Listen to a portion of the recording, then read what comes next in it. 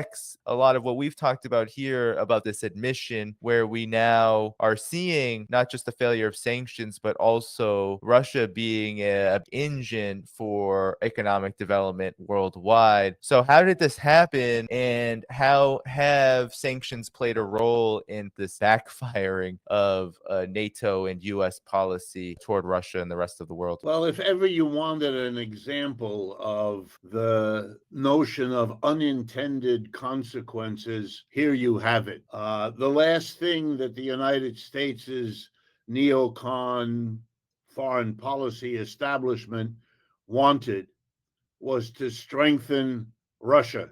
They seem to have decided that Russia is the great problem in the world and that they would concentrate on damaging, weakening Russia. That's a major part, not only of the war in Ukraine, but particularly of the economic side of it, sanctions program of stopping purchases of oil and gas by Europe from Russia. Russia provided the cheapest oil and gas that Europe could have found anywhere. Because of the cheapness, European products were lower priced. They didn't have to raise the price as much because they got the cheap energy. And that made European economies successful, competitive, able to export, which the engine of European growth has been, Germany, above all, as an exporter. All of that was undercut when the sanctions went into effect in order to weaken Russia. But they didn't work. And they didn't work for two reasons that will help everyone understand why BRICS is so important. The first reason that those policies didn't work is that Russia was able to turn to its BRICS partners, its BRICS allies, with whom Russia had been developing relationships for many years. BRICS wasn't an organization formed last year or the year before. It's older. And Russia had cultivated in lots of ways relationships with India, China, South Africa, Brazil, the people who make up, the countries that make up BRICS. And so they bought Russian oil and gas to make a complex story short and sweet. And Russia wasn't weakened. Russia turned out to be strengthened. The second unintended consequence was that Russia strengthened itself by turning to the BRICS, but it was a two-way arrangement. In order for India and China to buy the oil and gas from Russia, they had to work out the economics of this enormous business imposed on them by the sanctions levied by the United States and its G7 Europe allies, plus Japan. And so the BRICS became better coordinated, more dependent one on the other, more having their economies intertwined. Bottom line, Russia and the BRICS became stronger, and the United States became less powerful because of it, more isolated because of their own decisions to have the war in Ukraine, which wasn't necessary. And that isolation of the United States is now deepening because of its decision to be as supportive unilaterally to Israel as they have decided to be. The unintended consequence of trying to isolate Russia has been to isolate the United States. And that leads me to perhaps the most important point. The world has changed, and the United States is denying that to its own detriment. The BRICS is now a larger economic powerhouse than is the United States or the G7. China is coming closer and closer to being an economic equivalent of the United States, as everyone knows.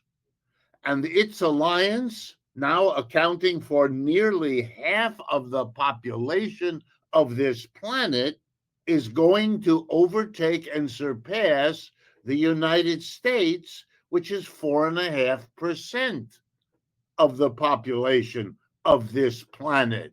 The unique position of the United States as dominant coming out of World War II couldn't possibly have lasted forever. It was a delusion to imagine it. And all that's happening now is the foreseeable reality that the rest of the world has caught up, has figured out how to grow fast, catch up to the United States, surpass it. That was in the cards from day one, should have been planned for, wasn't, should have been understood, wasn't, should have been discussed and debated in the United States, wasn't. And I leave it to you all to understand that in our presidential race coming to its culmination now, there is virtually no discussion of what is probably the most important economic issue facing this country, the United States, which is how do we cope with, how do we work with, how do we live with the decline of the American empire, the decline of American capitalism, the rise of other capitalist economic and other systems around the world. That's what we're going to have to figure out. That is the issue we face. And denial, dealing, for example, with this BRICS conference in Russia as if it were a Russian event, as if it were all about Mr. Putin. It wasn't. It isn't. That's the same denial. You can't see what's going on because you have to rewrite it as the old Cold War struggle of the United States versus Russia. It's not only tiresome, it leads you to make catastrophic mistakes, like the war in Iraq, like the policies in the Middle East, and indeed everything else coming down the pike, so long as one of the two superpowers pretends that it's not one of two superpowers. It's pathetic and dangerous to watch. At the BRICS summit, there was actually very little talk about Ukraine, but in their declaration, they came out very strongly, unsurprisingly, given that Russia is the president. But as you said, sanctions have had a huge impact on the world economy as a whole and have backfired dramatically on the United States and especially its partners in the Western world. So, given that we have a situation where the United States policy and therefore NATO policy is more sanctions, more tariffs now, talk of tariffs from Donald Trump should he become president on any country who tries to move away from the US dollar. Given that attempting to isolate the world economy from Russia in particular is going to be just policy, no matter who's president of the United States. What are the consequences of this for the U.S. and NATO in particular economically moving forward? Because I think BRICS sent a pretty strong message that their trajectory is upward. Yeah, I think that the prognosis for the United States, if it continues along the lines you've just summarized, and you summarized them right, is very grim. It is for more isolation of the United States. Let me give you a few statistics. I'm an economist. People expect it of me. Let me give them to you because they crystallize, I think, what is going on.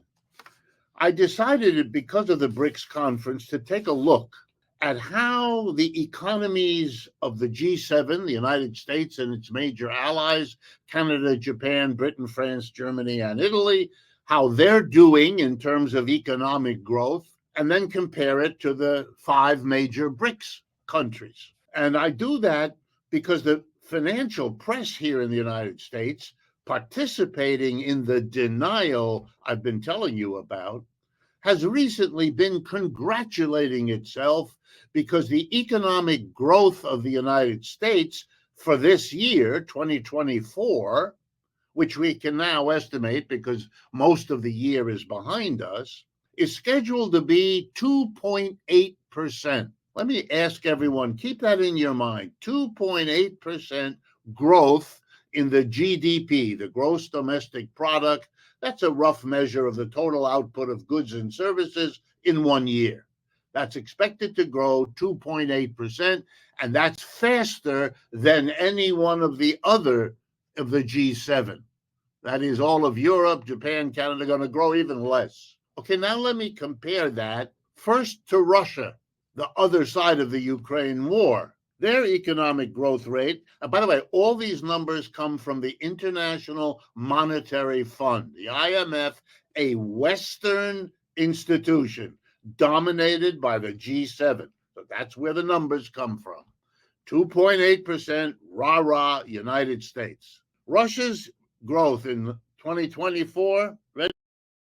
If you're a business owner, then animated explainer videos are the best way to capture attention, get more followers, and drive more sales. They're engaging to watch. Rah-rah, United States. Russia's growth in 2024, ready? 3.9%. That's a lot more, an awful lot more than 2.8. America wishes it could grow 3.9. Can't get anywhere near it, but we haven't begun. Let's turn next to China, 4.8. That's almost double the economic growth rate of the United States this year.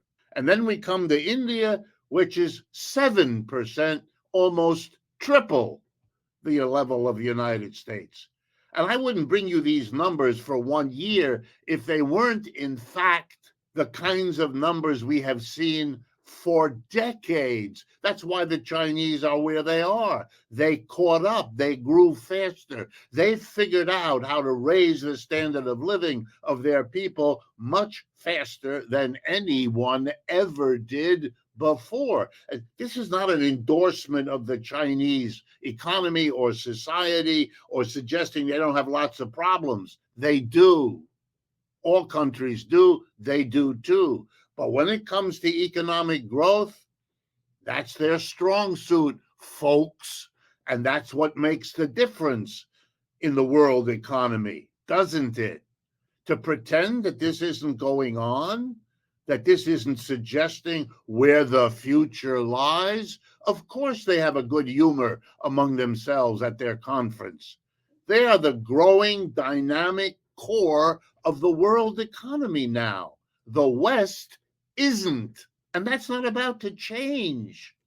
That's why you have to come to terms with it rather than pretending that such situations don't exist or that it's all about Mr. Putin. It isn't. Let me remind you of another statistic.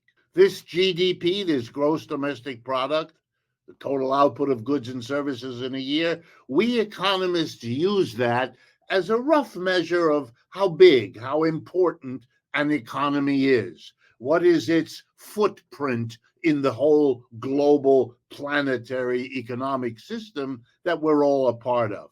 Okay, the GDP of the United States remains number one in the world, somewhere between 25 and 30 trillion dollars a year.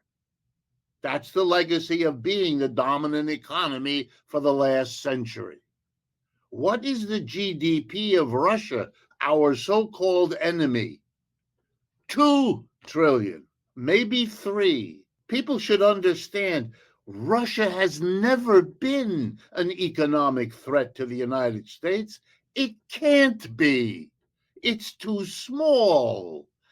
It may have a powerful military, Lord knows. But economically, not at all.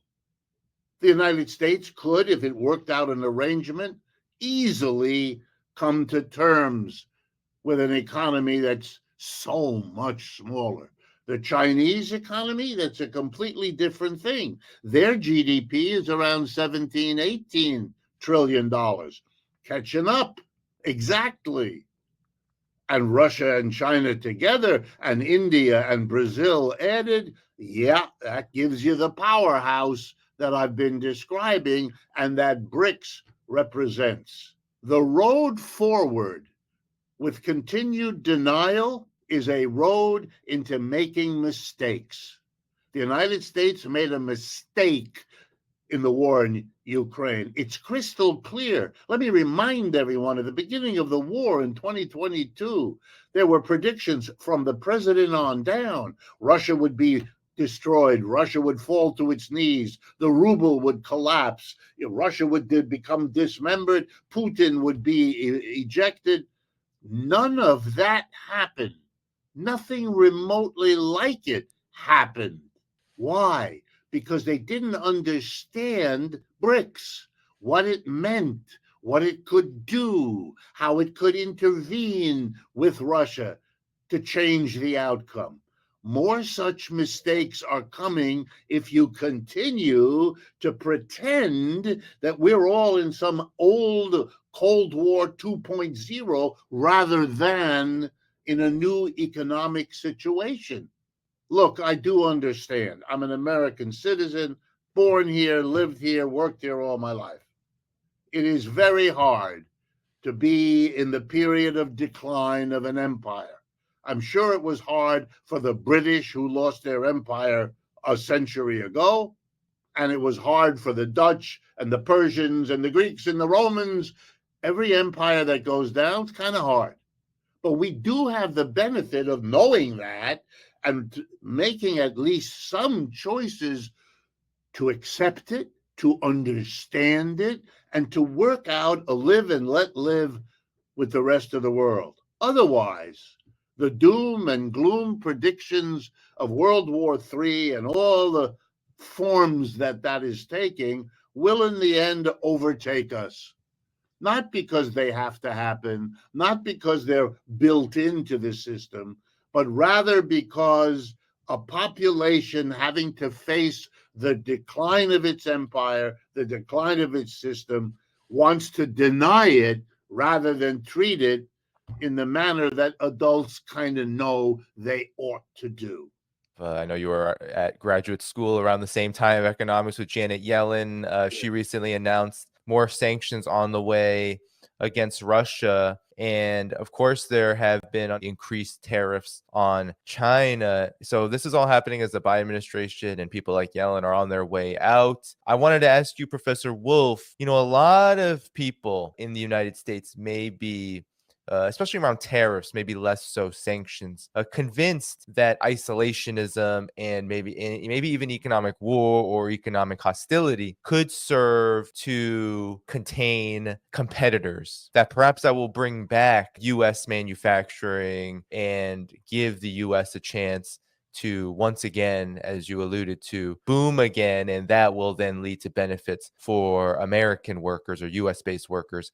Could you talk about the folly of this potential connection? Because the US has been doing this for many decades, using economic trade as a way to boast about the possibilities of American workers living better. But we haven't necessarily seen that. So what are the real effects of these kinds of policies, tariffs, perhaps even sanctions on workers of the countries that are imposing them?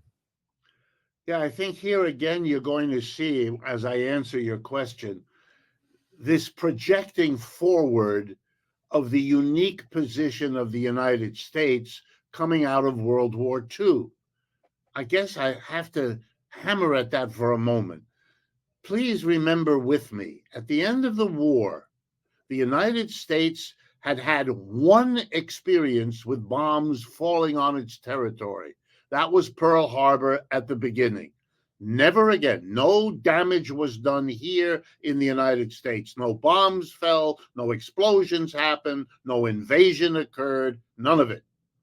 We lost some troops, but relatively much less than other countries. Meanwhile, all the potential competitors of the United States, Germany and Japan, the losers of World War II, but even Britain, France, Italy, who are our part of allies, part of opponents, they were all defeated. They were all destroyed. Their factories were bombed, their railroads wrecked, all the rest of it.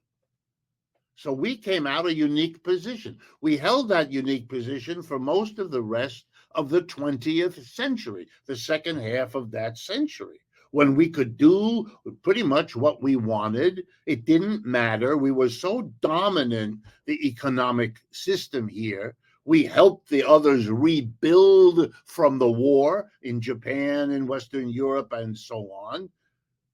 And we could do what we wanted. They had this notion that you're kind of alone in the world, that everybody has to adjust to you. That's over. And now it won't work. I'll explain why these tariffs are a mistake, as if you were in the position you were before. So I will slap you with a tariff and I will not suffer consequences. This is completely wrong. I'm going to give you the example.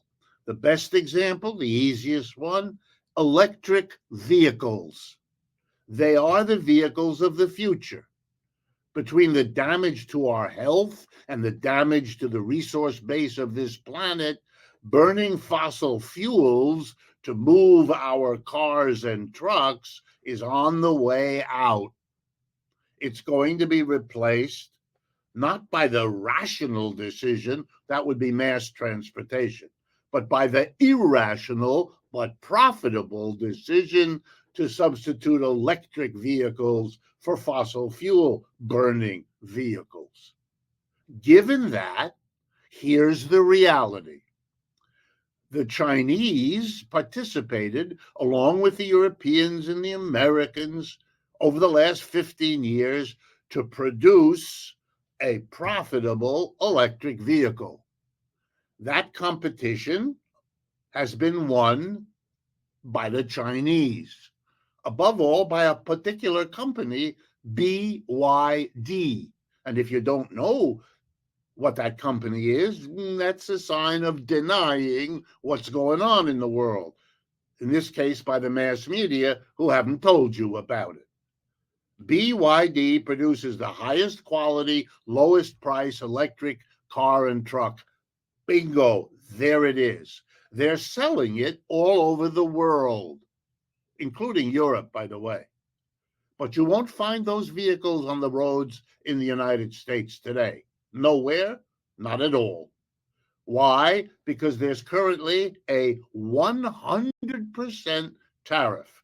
What that means is if the car costs $30,000 bringing it in from China, you and I would have to pay $60,000 to buy it. 30 to the Chinese manufacturer and 30 to Uncle Sam, because that's what the tariff is, a tax. Here's what that means, my fellow Americans. All over the world, every company that makes things that compete with American products, companies that make shirts, companies that make food, companies that make software programs, they make anything. They all have to buy cars and trucks. It's part of their business. They're going to get the best quality, cheapest electric truck, and that will be reflected in low prices for what they produce. In contrast, Americans who have to pay way more for those electric trucks with the big tariff will charge much more for their products than their foreign competitors, and they'll lose business. And you and I will lose our jobs. Why? Because of the tariff.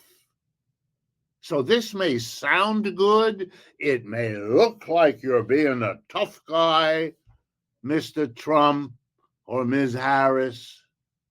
But what you're doing is playing a silly political game that will come back and bite you and me where it hurts. It is a crazy misunderstanding of how the world now works. We are an integrated planet. The airways, the oceans are covered with boats and planes and trucks that are moving things from one corner of the world to the other. And the internet makes it possible to supervise and monitor production in the middle of Africa as easy as it is in the middle of New Jersey. But if you pretend that the world hasn't changed, that you still are in the world of the 1960s and 70s, well, then you act like the United States leadership is now acting.